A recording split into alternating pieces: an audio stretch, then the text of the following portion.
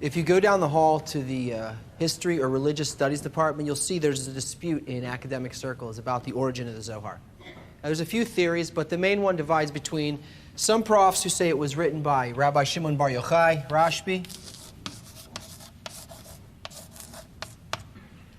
18 centuries ago in ancient Israel, and some who say it was written by Kabbalist Moshe de Leon 8 centuries ago in medieval Spain, telling people that he wrote it, he copied it from a long-lost ancient manuscript by Bar Yochai.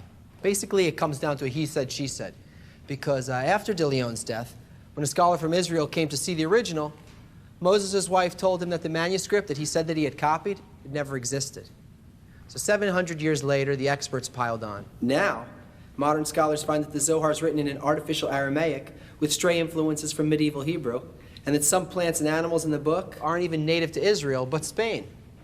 But then you've got to ask yourself, since it also mentions aspects of science and biology that we could have only recognized in the last decade or so, and by the same reasoning, how come they're not saying that it was written in the year 2000 by a scientist? That'd be crazy, right?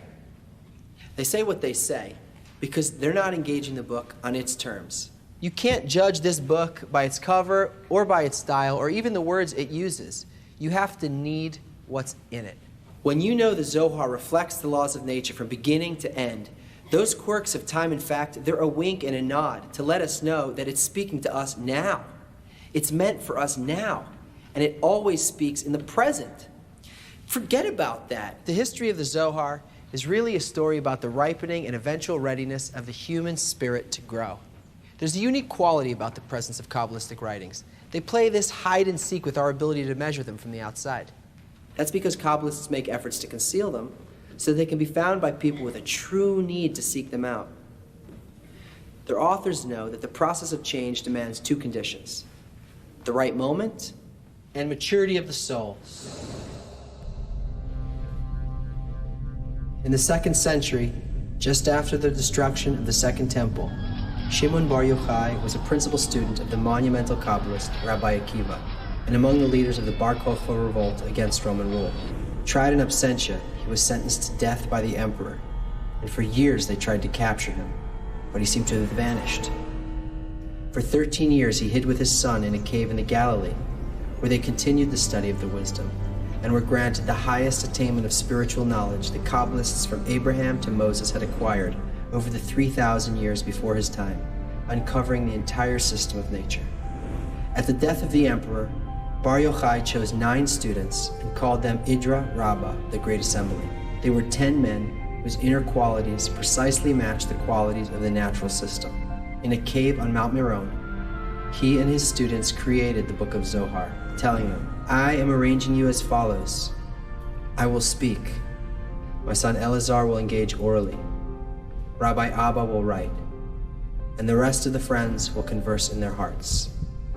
He told them that the Zohar could only be revealed at the end of the exile, and its appearance to the masses would signal the completion of a 6,000-year period given for the correction of humanity. As soon as the Zohar was completed, it was hidden, because they knew at that time that the people of the world didn't need it, and therefore would not understand what it said. Its pages were buried in a cave near the town of Sfat and stayed hidden for 900 years until they were discovered by a boy who sold them as wrapping paper to a fish merchant. A Kabbalist from the town saw and immediately bought up what remained of the pages, collecting them into a book which was secretly studied in small groups, making its way to Spain 200 years later. Still, its meanings remained closed until in 16th century Sfat, a young Kabbalist, Isaac Luria, the Ari, was able to grasp it at its deepest level. Using an arrangement of students similar to Rabbi Shimon's, he created works, the Tree of Life and the Gatehouse of Intentions, laying open the message and the method that had been locked in the book. From that point, anyone could study, provided they already possessed the correct intention and need. It's the nature of hidden things that they can only be discovered at a suitable moment when suitable souls are born into the world. It wasn't until the 20th century, and history's fiercest explosion of human desire, in the generation for which the Zohar was intended, that a unique soul appeared. That of Rabbi Yehuda Ashlag, called Baal HaSulam, the master of the ladder, the only Kabbalist in the 20th century to write commentaries on the Zohar and the works of the Ari. His work gave us the necessary final link connecting the lofty reach of the wisdom to our human experience. He is the only Kabbalist to ever offer a clear, working method that can be used by anyone in the world. The question of why the Zohar was written is far more important than the question of who wrote it. The Zohar can't be understood and felt directly. It requires preparation and an accurate preconception of spirituality. Baal HaSulam's introductions to the book of Zohar, they guide a person's approach. They cultivate our inner properties so they can clearly see it and we can enter it.